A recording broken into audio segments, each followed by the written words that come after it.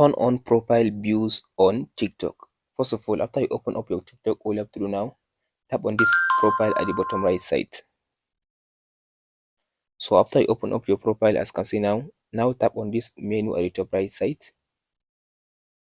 After you tap on this menu, now go to these settings and privacy.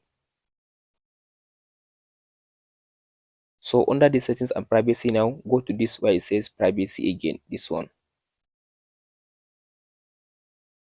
After you open the privacy, now scroll to down and tap on this section where it says profile views, this second to the last option. After you open this section, as you can see now, my profile view is turned on. So just make sure you turn on it like this. As you can see now, make sure you turn it on like this. So after you turn it on like this, all you have to do now, go back again.